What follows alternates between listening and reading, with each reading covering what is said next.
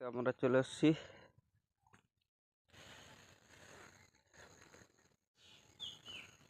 কালকে আসার পরে কাজ হয়েছে 2.5 ঘন্টার মতো। তো 2-2:30টার দিকে এসে পৌঁছেছি আমরা সকালে গাড়ি ছেড়ে। তো কাঁথিতে গাড়ি এসছে আমাদের, কাঁথিতে ধান আছে ভালোই। হলো কী হবে, তো সব জমির কাদা, গাড়ির প্রেসার পড়ছে।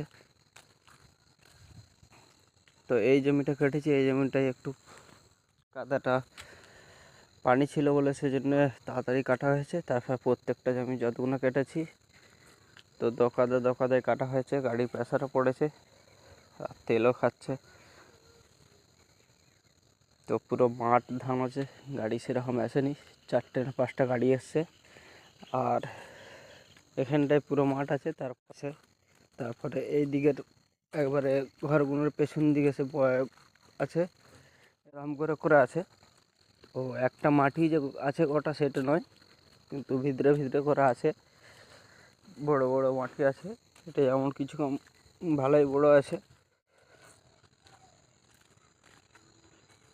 1 সপ্তাহ চলবে গাড়িটা।